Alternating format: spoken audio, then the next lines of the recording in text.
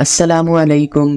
तो वेलकम करता हूं मैं आपको एक बार फिर से आपके अपने चैनल में। तो आज की इस वीडियो में हम जानने जा रहे हैं risk management, risk identification, risk assessment, risk mitigation and risk monitoring के बारे में। तो आप लोगों ने इन टर्म्स का नाम तो सुना ही होगा। रिस्क मैनेजमेंट का भी सुना होगा, रिस्क आइडेंटिफिकेशन का भी सुना होगा, रिस्क असेसमेंट का भी सुना होगा, रिस्क मिटिगेशन का भी सुना होगा और रिस्क मॉनिटरिंग का भी सुना होगा। लेकिन इन सब में डिफरेंस क्या है ये भी आपको पता होना चाहिए ना। और इन सब का मीनिंग क्या होता है, हम अपनी साइट पर इसको कैसे यूटिलाइज करते हैं, ये सारी चीज़ें आपके लिए जानना बहुत ज़रूरी है। तो चले फिर हम इनके बारे में जानते हैं। तो सबसे पहले हम बात करते हैं रिस्क मैनेजमेंट के बारे में, यानी कि रिस्क मैनेजमेंट क्या होता है। तो देखिए इसका नाम ही क्या है, रिस्क मैनेजमेंट, यानी कि जो भी रिस्क है उसको मैनेज करना। अब इसका मतलब क्या होता है कि रिस्क मैनेजमेंट जो है एक ऐसी प्रोसेस होती है जिसमें हम क्या करते हैं कि जो भी रिस्क होती है जो आपकी ऑर्गेनाइजेशन को, आपके प्रोजेक्ट को या फिर आप इंडिविजुअल पर्सन्स हैं, इसको जो है रिस्क इफेक्ट कर सकती है। तो ऐसे रिस्क को जो है आइडेंटिफाई करना, एसेस करना और फिर बाद में इसको मिटिगेट करना, तो ये जो सारे प्रोसेसेस है तो इसी को हम यहाँ पर रिस्क की मैनेजमेंट कहते हैं। यानी कि हम क्या कर रहे हैं, यहाँ पर रिस्क को जो है मैनेज कर रहे हैं। तो इसको जो है आइडेंटिफाई करके, एसेस करके और मिटिगेट करके। और कौन सी रिस्क, तो ऐसी रिस्क जो आपके ऑर्गेनाइजेशंस को इफ़ेक्ट कर सकती है, आपके प्रोजेक्ट को कर सकती है या फिर जो इंडिविजुअल पर्सन्स है इसको इफ़ेक्ट कर सकती है। तो उम्मीद करते हैं कि आपको यहाँ पर रिस्क मैनेजमेंट का मतलब समझ आ गया होगा। अब इसमें जो है क्या इन्वॉल्व है, तो इसमें जो है हम क्या करते हैं कि जो भी पोटेंशियल थ्रेड्स होते हैं इसको क्या करते हैं, हम एनालाइज करते हैं।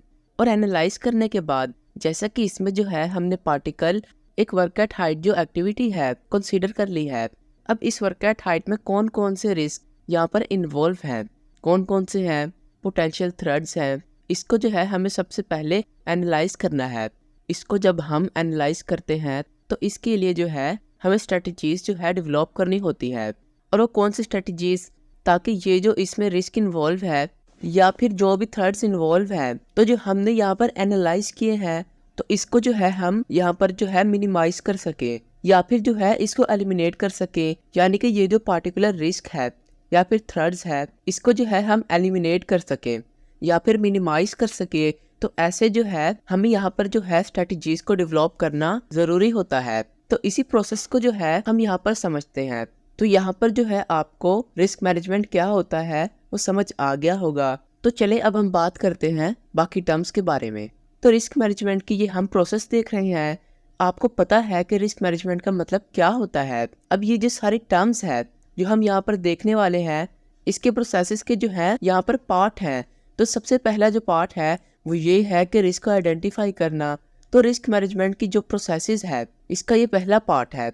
तो यहाँ पर हमको क्या करना है, रिस्क को सबसे पहले आइडेंटिफाई करना है, यानी कि ऐसी रिस्क को यहाँ पर आइडेंटिफाई करना है या फिर रिकॉग्नाइज करना है, या फिर जो भी हजार्ड्स हों या फिर रिस्क को ऐसे आइडेंटिफाई करना है, यानी कि ऐसी रिस्क को यहाँ पर आइडेंटिफाई करना है या फिर रिकॉग्नाइज करना है, या फिर जो भी हजार्ड्स हों या फिर रिस्क को ऐसे आइडेंटिफाई करना है, रिकॉग्नाइज करना है कि जिसका जो है इम्पैक्ट वो आपके प्रोजेक्ट के ऊपर हो रहा हो या फिर किसी पर्सन के ऊपर। तो ऐसे जो रिस्क है इसको आपको यहाँ पर आइडेंटिफाई करना है। जब आप ऐसे रिस्क को आइडेंटिफाई कर लेते हो, जैसे कि मैंने एग्जांपल में आपको यहाँ पर बताया है कि वर्क एट हाइट जो है आपकी एक्टिविटी हो गई, इसमें जैसे कि रिस्क क्या इन्वॉल्व होता है, तो फॉल ऑफ पर्सन जो है ये यहाँ पर जो है हजार्ड होता है। इसमें जो है क्या रिस्क इन्वॉल्व है, तो अगर पर्सन अगर फॉल हो जाता है तो इसको जो है यहाँ पर इंजरी भी हो सकती है। तो यहाँ पर जो है रिस्क इसमें इन्वॉल्व है। तो ये हमने क्या किया, यहाँ पर आइडेंटिफाई कर लिया। फिर इसके बाद सेकंड जो हमारा स्टेप आता है वो रिस्क को असेसमेंट करना है। असेसमेंट का मतलब क्या होता है, जैसा कि यहाँ पर आपने रिस्क को आइडेंटिफाई कर लिया तो इस रिस्क को जो है हमें यहाँ पर जो है एवेल्यूएट करना होगा। यानी कि जो भी रिस्क को हमने यहाँ पर आइडेंटिफाई कर लिया इसको आप कैसे एवेल्यूएट कर सकते हो। तो इसके लिए जो है आपको इसका लाइक्लीहुड क्या है इसको डिटरमाइन करना होगा। लाइक्लीहुड का क्या मतलब है कि ये जो रिस्क है, मतलब यहाँ पर हमने इंजरी का एग्जांपल लिया है फॉल ऑफ पर्सन्स का, तो ये जो पर्सन्स को इंजरी होने वाली है तो इसका जो है चांस कितना है, इसको इंजरी होने का या फिर जो हमने फॉल ऑफ पर्संस देखा है ये होने का कितना चांस है, इसको हमें यहाँ पर जो है डिटरमाइन करना है। इसके साथ साथ पॉलिटिकल इम्पैक्ट जो है इसको भी जो है हमें यहाँ पर डिटरमाइन करना है। पोटेंशियल इम्पैक्ट यानी कि अगर कोई भी पर्सन ऊंचाई से नीचे गिर जाता है तो इसकी वजह से जो है इसका इम्पैक्ट होगा। मतलब इंजरी कितनी हो गई, यानी कि इसको माइनर इंजरी हो गई है या फिर मेजर इंजरी हो सकती है या फिर जो है फैटल एक्सीडेंट तक भी जा सकती है। तो ऐसे जो है हमें इसका पॉलिटिकल इम्पैक्ट जो है वो क्या है इसको भी यहाँ पर डिटरमाइन करना होता है। तो यहाँ पर हमारा सेकंड स्टेप हो जाता है। फिर इसके बाद हमारा थर्ड स्टेप आता है, वो है रिस्क को मिटिगेट करना। अब मिटिगेशंस का मतलब क्या होता है कि जो भी हमने यहाँ पर जो है रिस्क को आइडेंटिफाई कर लिया, फिर इसके बाद असेस कर लिया, तो फिर इसके बाद जो है हमें जो आइडेंटिफाई की हुई जो रिस्क है इसके लिए हमें कुछ स्ट्रेटजीज डेवलप करनी होंगी। फिर हमें इनकी स्ट्रेटजीज को जो है इम्प्लीमेंट करना होता है ताकि हमने यहाँ पर जो रिस्क की प्रोबेबिलिटी देखी है यानी कि जो लाइकलीहुड देखा है इसको हम रिड्यूस कर सकें, या फिर इम्पैक्ट हमने जो यहाँ पर देखा है तो इसके लिए जो है हमें यहाँ पर कुछ स्ट्रेटजीज बनानी है। मतलब ये जो हमने यहाँ पर रिस्क का लाइकलीहुड देखा है, पॉलिटिकल इम्पैक्ट इसका क्या हो सकता है, तो इस चीज को हमें यहाँ पर रिड्यूस करना है। मतलब इसका ज्यादा इम्पैक्ट नहीं होना चाहिए, ज्यादा मेजर इंजरी, फैटल एक्सीडेंट और इंजरी नहीं होनी चाहिए। तो इस चीज को कैसे एलिमिनेट कर सकते हैं, तो इसके लिए जो है हमें यहाँ पर स्ट्रेटजीज डेवलप करनी होती है, इम्प्लीमेंट करनी होती है। तो ये जो है हमारा रिस्क का मिटिगेशन करना हो जाता है। तो इसमें क्या इन्वॉल्व होता है, तो हम रिस्क को अवॉइडेंस कर सकते हैं, रिस्क का रिडक्शंस कर सकते हैं और रिस्क को जो है ट्रांसफर भी कर सकते हैं। तो यहाँ पर आपको तीनों टर्म्स समझ आ गई होंगी। तो चलिए अब हम बात करते हैं चौथे टर्म के बारे में, और उसका नाम है रिस्क मॉनिटरिंग, यानी कि रिस्क का मॉनिटरिंग करना। अब मॉनिटरिंग का मतलब तो आपको समझ आ गया ही होगा, यानी कि रिस्क को जो है यहाँ पर मॉनिटरिंग करना। तो कंटिन्यूसली मॉनिटरिंग या फिर जो है रिस्क का रीअसेसमेंट करना, ताकि आप यहाँ पर इंश्योर कर सके कि जो भी मिटिगेशन स्ट्रेटजीज हैं, जो आपका थर्ड पोर्शन आपने यहाँ पर देखा रिस्क मिटिगेशन, तो इसके लिए जो है हमने स्ट्रेटजीज बनाई है। तो इस चीज को जो है हम इंश्योर कर सके कि जो स्ट्रेटजीज हमने यहाँ पर बनाई है वो इफेक्टिवली वहाँ पर काम कर रही है, वो हमें यहाँ पर देखना होता है। तो इस तरीके से जो है आप इसको जो है मॉनिटर कर सकते हो, और इसी को जो है रिस्क मॉनिटरिंग यहाँ पर कहा जाता है। तो यहाँ पर आपको रिस्क मैनेजमेंट भी समझ आ गया होगा, risk identification, risk assessment, risk mitigation और रिस्क मॉनिटरिंग भी आपको यहाँ पर समझ आ गया होगा। तो चलिए अब हम एग्जाम्पल लेते हैं और एग्जाम्पल के जरिए इनको मजीद समझने की कोशिश करते हैं। तो जैसे कि आप यहाँ पर एक सिनेरियो देख सकते हो, और सिनेरियो किसका है, एक कंस्ट्रक्शन साइट का। मतलब एक सिनेरियो है, एक कंस्ट्रक्शन कंपनी है, वहाँ पर जो है हाई राइज प्रोजेक्ट का जो है काम चल रहा है। ये जो साइट है यहाँ पर कॉम्प्लेक्स इन्वायरमेंट है। कॉम्प्लेक्स इन्वायरमेंट मतलब यहाँ पर जो पोटेंशियल हजार्ड्स और रिस्क जो है वो यहाँ पर देखने को मिलते हैं। जो भी वर्कर्स वहाँ पर काम कर रहे हैं, एक प्रोजेक्ट मैनेजर, एक सेफ्टी टीम को जो है यहाँ पर एक्टिवली इंगेज किया जाता है, ताकि रिस्क मैनेजमेंट की जो स्ट्रेटजीज हैं इसको यहाँ पर इम्प्लीमेंट कर सकूं। जो भी पर्सन्स यहाँ पर इन्वॉल्व हैं इनकी सेफ्टी को यहाँ पर इंश्योर कर सकूं। तो इसके लिए जो है यहाँ पर प्रोजेक्ट मैनेजर और सेफ्टी टीम को जो है इंगेज किया गया है। तो यहाँ पर जो हमारा सिनेरियो हो जाता है, अब इस सिनेरियो के बेसिस पर जो हमने ये सारी टर्म्स देखी हैं इनको समझने की कोशिश करते हैं। तो सबसे पहला जो हमने यहाँ पर पॉइंट देखा था वो था रिस्क को आइडेंटिफाई करना। अब कंस्ट्रक्शन साइट है, कंस्ट्रक्शन साइट पर जो है जैसा कि प्रोजेक्ट मैनेजर इनको जो है काम दिया गया है, इसके साथ साथ जो है सेफ्टी की जो टीम है इनको भी ये काम दिया गया है, ताकि जो भी स्ट्रेटजीज हैं वो इम्प्लीमेंट हो रही है क्या वो साइट पर इनको देखना है। अब एक मैनेजर और सेफ्टी टीम जो है साइट पर चली जाती है, कंस्ट्रक्शन साइट पर, और वहाँ पर जो है वो अपना रूटीन सेफ्टी इंस्पेक्शन करते रहते हैं। तो इसमें जो है टीम को आइडेंटिफाई होता है कि यहाँ पर जो कंस्ट्रक्शन साइट है यहाँ पर मल्टीपल हजार्ड्स हैं, यानी कि बहुत सारे हजार्ड्स हैं। इसमें जैसा कि वर्क एट हाइट है वो हजार्ड्स देखते हैं, हैवी इक्विपमेंट का ऑपरेशन चल रहा है वो भी वहाँ पर देखते हैं, इलेक्ट्रिकल वर्क वो भी वहाँ पर देखते हैं, और जो भी मटेरियल हैंडलिंग का काम होता है इसमें जो पोटेंशियल है रिस्क इन्वॉल्व है वो भी वहाँ पर देखते हैं। तो ये जब इनका रूटीन इंस्पेक्शन होता है, सेफ्टी इंस्पेक्शन होता है, तब वो देखते हैं तो इसमें जो है क्या रिस्क आइडेंटिफाई कर सकते हैं।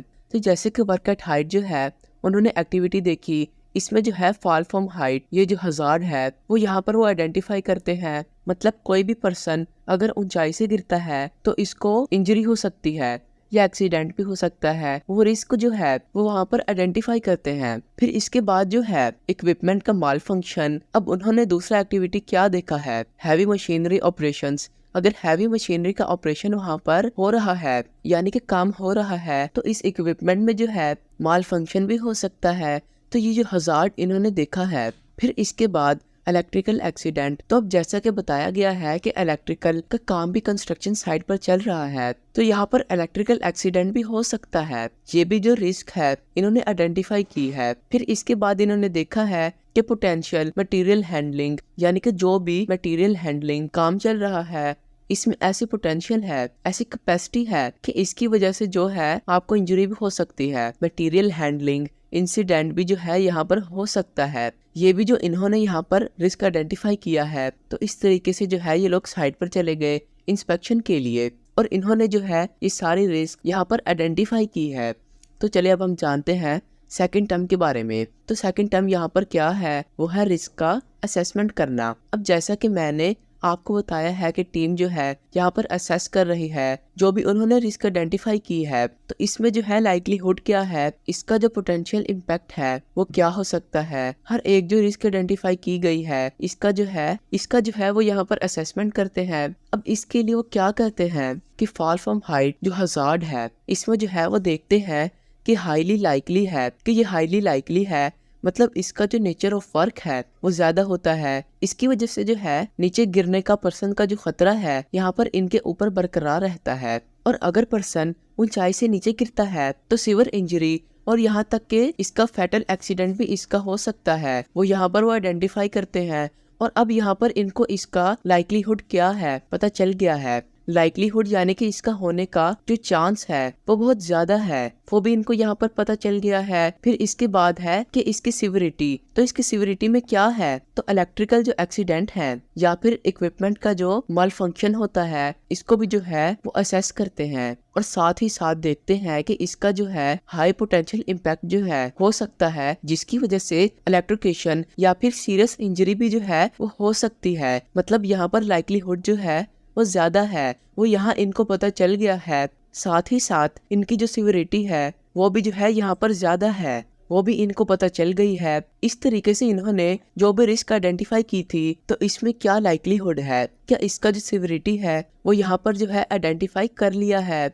फिर इसके बाद जो है यहाँ पर इसका थर्ड पॉइंट आता है। थर्ड पॉइंट क्या है कि हमने जो भी रिस्क यहाँ पर देखी है, आइडेंटिफाई की है, फिर इसके बाद जो है इसका असेसमेंट किया है, इसके बाद इसको मिटिगेट भी करना होगा। अब इसके लिए क्या करना होगा, अब इसके लिए आपको स्ट्रेटेजीज जो है बनानी है, इम्प्लीमेंट करनी है इस साइट के ऊपर। अब जो भी रिस्क यहाँ पर इन्वॉल्व है वो आपको मिटिगेट करना होगा। कंस्ट्रक्शन साइट पर आप क्या कर सकते हो, तो जैसा कि फॉल फ्रॉम हाइट का जो हजार्ड है इसके लिए आप क्या कर सकते हो, तो गार्डर्स को इंस्टॉल कर सकते हो, सेफ्टी नेट को इंस्टॉल कर सकते हो, पर्सनल फॉल अरेस्ट सिस्टम जो है वहाँ पर होनी चाहिए, इस चीज को इंश्योर कर सकते हो ताकि फॉल फ्रॉम हाइट का जो हजार्ड है इसको आप यहाँ पर प्रिवेंट कर सको। फिर इसके बाद और क्या कर सकते हो, आप जो भी इक्विपमेंट वहाँ पर चल रहे हैं इसका रेगुलर इंस्पेक्शन जो है वो कर सकते हो। इस इक्विपमेंट का जो है रेगुलर मेंटेनेंस भी आप कर सकते हो ताकि इस इक्विपमेंट में जो है कोई भी माल फंक्शन ना हो, इसको यहाँ पर प्रिवेंट किया जा सके। ये भी जो है आप कर सकते हो। इसके बाद और क्या कर सकते हो कि जो भी वर्कर्स और जो भी पर्सन यहाँ पर इन्वॉल्व है, इलेक्ट्रिकल जो भी काम यहाँ पर चल रहा है इसके रिगार्डिंग यानी कि इलेक्ट्रिकल सेफ्टी प्रोटोकॉल के रिगार्डिंग आप सबको ट्रेनिंग जो है प्रोवाइड कर सकते हो। इसके साथ साथ जो है पर्सनल प्रोटेक्टिव इक्विपमेंट प्रॉपर कैसे इस्तेमाल करना चाहिए इस चीज को भी आप यहाँ पर इंश्योर कर सकते हो।